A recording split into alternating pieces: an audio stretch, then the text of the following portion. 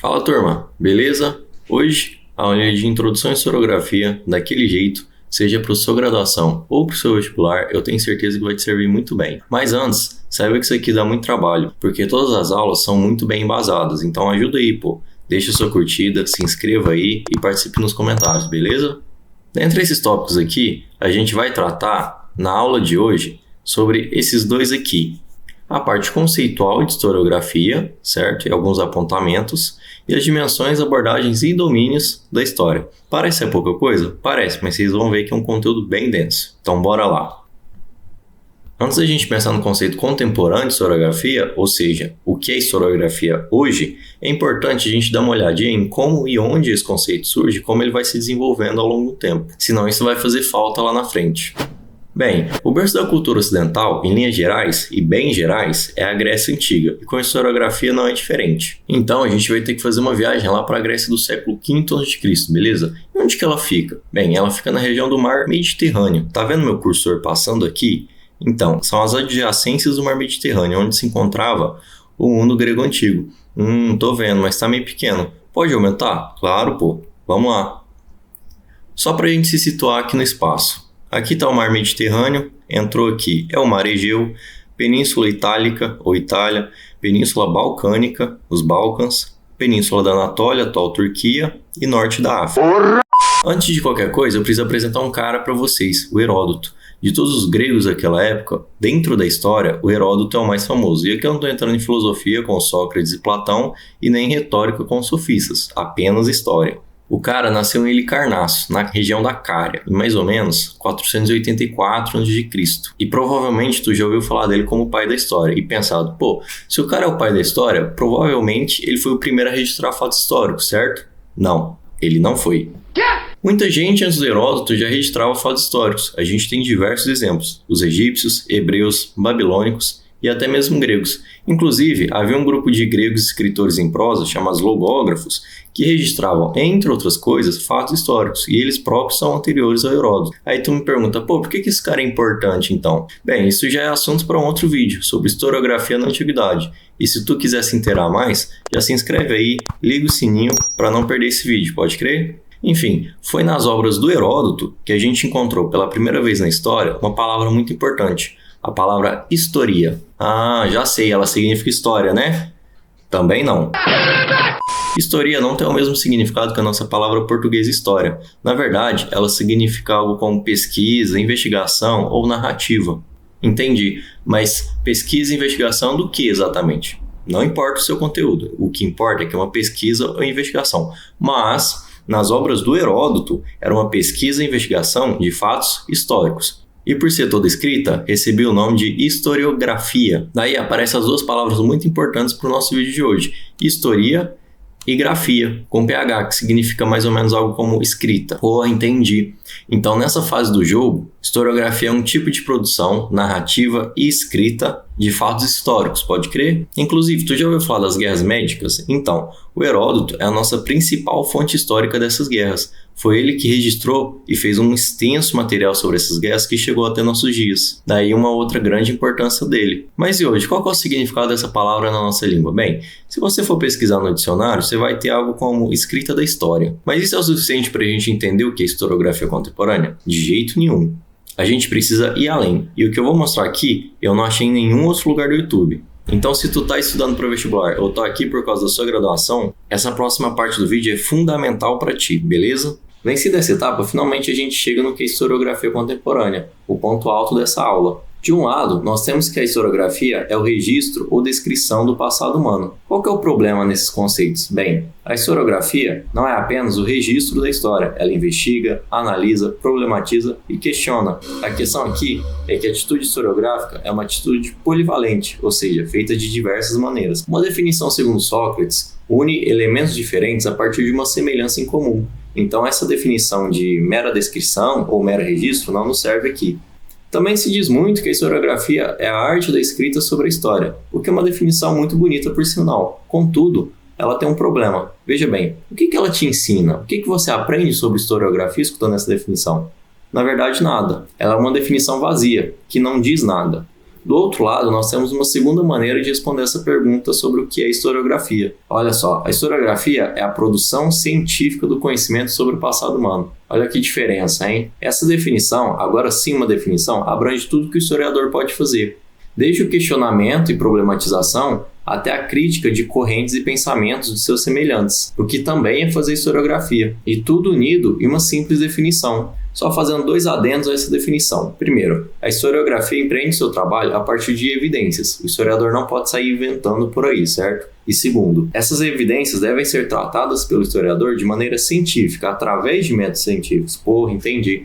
Então, o historiador, além de ter que se embasar em evidências, ele precisa dar o tratamento correto a essas evidências, já que, lembrando vocês aqui, a história também é uma ciência. Dimensões, abordagens e domínios. Aqui a gente vai estudar 3 elementos muito importantes do estudo historiográfico. As abordagens são métodos, os enfoques ou dimensões e os domínios ou temas. Então, começando pelos enfoques e dimensões.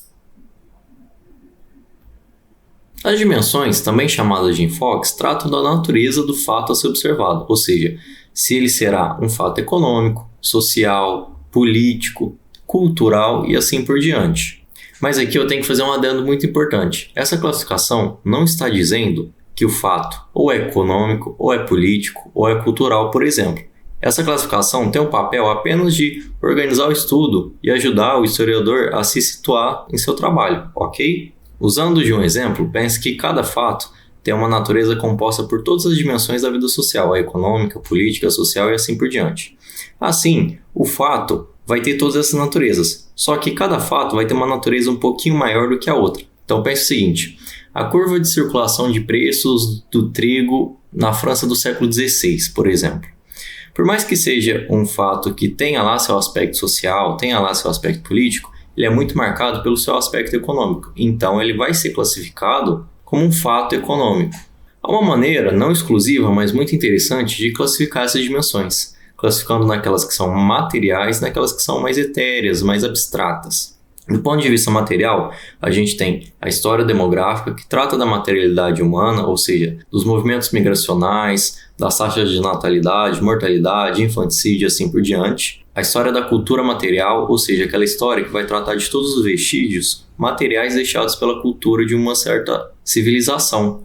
Então, ela vai estudar, mais ou menos, as manifestações materiais da cultura. E, por fim, a geohistória, que vai fazer uma união entre a história e várias outras áreas do conhecimento, como a geografia, botânica, biologia e assim por diante. Por exemplo, um historiador pode analisar os anéis das árvores e perceber que aqueles anéis mais largos representam períodos de abundância e chuva, e os mais pequenos, por sua vez, períodos de seca, e com isso, acrescentar essa informação nos seus estudos historiográficos. Isso poderia, por exemplo, justificar um movimento migracional tido por uma população em uma certa época dada a grande seca. Há também aquelas histórias que são mais abstratas, mais etéreas. Por exemplo, a história das mentalidades, ela vai analisar os modos de pensar e sentir de indivíduos de uma certa época. Ela vai partir do pressuposto que existem formas mentais. Essas formas mentais são maneiras de pensar e sentir que são generalizadas na sociedade, ou seja, desde o rei ao plebeu e do marinheiro a Cristóvão Colombo, essas formas mentais estarão presentes. Então, independente da condição do indivíduo em certa sociedade,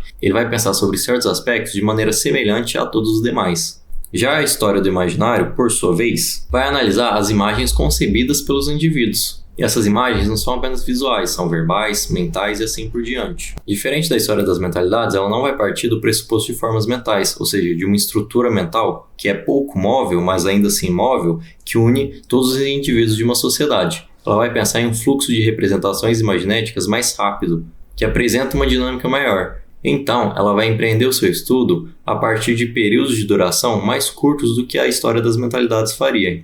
Por fim, eu quero deixar claro que essa é só uma das classificações possíveis. Existem várias outras, inclusive várias outras histórias, e tão importantes quanto as outras, como a história política, social, cultural e assim por diante, beleza? Agora que nós já esclarecemos um pouquinho sobre enfoques e dimensões, vamos partir para as abordagens e métodos da história. As abordagens, no geral, vão dizer respeito sobre 2 coisas, as fontes e os campos de observação. Sobre as fontes, será decidido quais tipos de fontes serão usadas e quais serão seus respectivos tratamentos. Isso vai ficar mais claro daqui a pouco. Sobre os campos de observação, o historiador vai definir qual vai ser a maneira pela qual ele vai analisar uma sociedade, ou seja, como é que ele a observará, ok?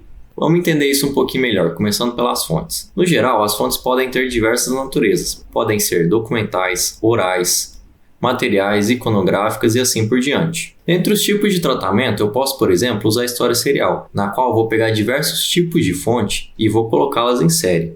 Vou fazer isso para analisar um fenômeno, e a partir da comparação dessa série de fontes de mesma natureza, que atestam a mesma coisa, só que de maneiras diferentes, eu vou ver como é que o fenômeno se desenvolveu ao longo de um período. Se eu quiser analisar a descristianização da França no século XVI, eu posso, por exemplo, comparar as atas dos cultos durante 30 anos. E dessas atas eu vou analisar como é que se deu a diminuição do número de pessoas presentes nesses cultos. Nessa abordagem eu estou usando a história serial. Já a história quantitativa, como o nome já pressupõe, ela vai analisar o número em si, aspectos relacionados à quantidade. Mas espera aí, a história serial não estava fazendo a mesma coisa? Sim, porém a gente tem que fazer uma observação bem grande aqui.